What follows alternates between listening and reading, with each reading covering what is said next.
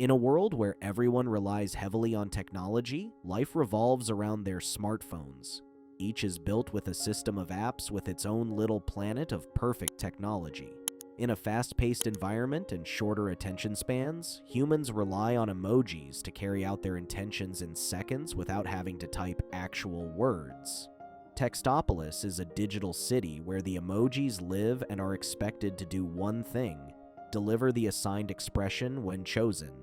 The pressure is higher on the face emojis as they are expected always to use their assigned expression no matter what happens. Gene is the son of two emojis, Mel and Mary, but unlike the others, he can use multiple expressions. His parents hesitate to have him work after witnessing Gene cause public panic with his rather unique talent. His father, Mel, feels that he isn't ready for it, but after Gene begs them to give him a chance, his mother, Mary, agrees. Gene argues that working in the cube is the purpose of emojis in life. He appears to be bothered by his condition and tries to prove that he can be whatever they need him to be, hoping to fit in with the others. His mother vouches for him despite Mel's objections. Smiler goes out to meet the recruits and gives them a tour of the place. She tells them she is the system supervisor, being the first emoji ever. She claims that every emoji who's worked there gets a cube in the emoji bar. If chosen, the cube will light up, and they will then be scanned to be sent to the user's text box. Smiler then takes them to the favorites section, where all the popular emojis hang out. They later run into High Five, who tried to sneak back into the favorites section after he was demoted to the far back of the emoji bar due to the lack of use. One time, teenager Alex receives a text from his longtime crush, Addie McAllister. Unsure of how to respond, Alex decides to reply with an emoji. At Textopolis, Gene is nervous about being in the cube for the first time. He starts to panic when Alex decides to send a meh emoji. In anxiety, Gene starts making weird expressions while being scanned. Addie and Alex are puzzled by the new emoji, and everyone in Textopolis starts to panic. They try to take Gene out of the cube but destroy a block of the emoji bar when he grabs the scanner and falls to the ground. Smiler confronts Gene and declares him to be a malfunction because he has more than one expression. Gene begs her to give him another chance, but Smiler refuses and calls for a board meeting. While waiting for the board's decision, Mel and Mary try to comfort their son, but walk out on them when Gene realizes his parents are embarrassed by him. His parents suggest locking himself inside his apartment until things blow over.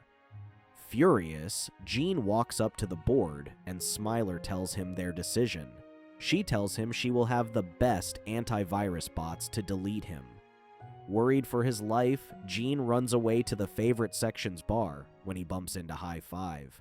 As the bots start shooting at the place, everyone scatters, to which High Five helps Gene escape into the basement they call the Loser Lounge, where the emojis, which were never used, hang out. Everyone was shocked to discover that the antivirus bots were chasing him after being found to be a malfunction. High Five starts complaining about how he used to be famous until he was suddenly demoted because Alex stopped using him. He explains how, if Gene really wanted to work, he should just find a hacker to have himself reprogrammed. That said, he convinces High Five to help him, claiming he could have the hacker reprogram him to be in the favorites section.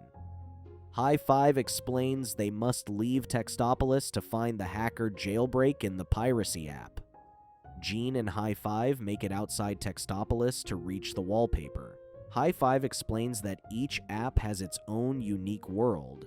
Gene got so curious that they peeped into the WeChat app to find cutesy puppies busy at work. High Five explains that in this world all they need is popularity and plenty of fans who'd give them complete and unrelenting support. But Jen objects and claims he'd rather just have a real friend. High Five claims they have finally arrived, to which Gene is confused, seeing that they are before the dictionary app. High Five explains that Alex has made it look like that so he can hide stuff from his parents.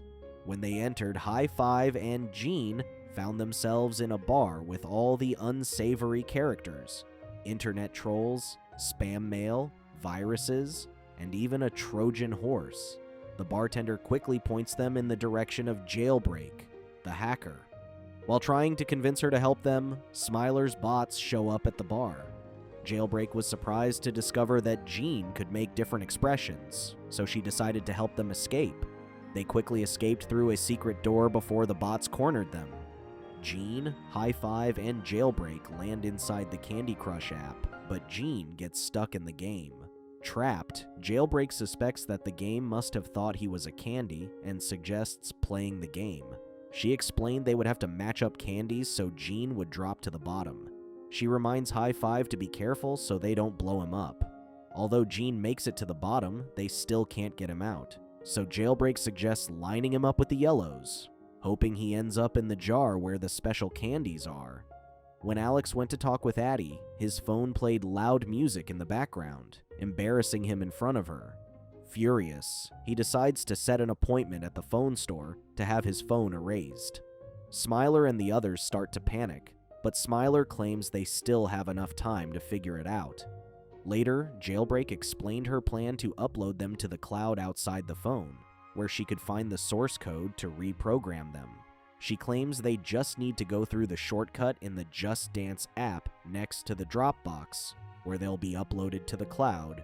She then reveals that their only problem is getting past the firewall, which uses face identification. This is where Jean comes in with his multi-expressions, which they will use to break through. To avoid the antivirus bots, Jailbreak leads them through a tunnel code underground to reach the Just Dance app. On the way over, Jean thanks her for helping them, but Jailbreak claims they are helping her, as she has always struggled to break through the firewall. Jailbreak later reminds them to be quiet and ensure they don't activate the app, but the hyperactive High Five turns it on anyway. With the app active, Jailbreak worries that she won't be able to clear it, claiming that she can't dance. While High Five and Jean don't have problems advancing, Jailbreak, on the other hand, continues to fail at it with already 2 strikeouts. When she almost falls off her platform, Jean catches her and helps her to dance to the groove. They eventually reach the free dance stage where they must impress the game's host with their moves to advance. Jean goes wild on the dance floor, with his expressions changing. When asked what sort of dance it was, Jean called it the Emoji Pop, which impressed the host. Even Jailbreak was having so much fun that her beanie hat fell off to reveal that she was the rumored Princess Emoji who was said to have moved to the cloud. The antivirus bots finally catch up to them, but when Jean thinks they can't dance, they download a program that allows them to do so. Alex's phone was so loud with the app in the background that it embarrassed him during class, so Alex hurriedly deleted it. Jean and Jailbreak managed to escape before the app was deleted, but High Five wasn't so lucky. One of the antivirus bots pulled him back, and he got deleted. Jailbreak feels bad about High Five, but she blames him for wanting to dance instead of sneaking through as she originally planned. She suggests carrying on by themselves now that they are so close to their destination. Jean refuses and insists on rescuing High Five, which she explains is on the other side of the phone. Jean claims he doesn't care how far away it is and is not leaving him behind, which impresses her. She explains that she initially thought she should always look out for number 1, but Jean explains what good it is to be number 1 if there aren't any other numbers. Having been convinced to help, Jailbreak suggests taking the music streams on Spotify to reach High Five.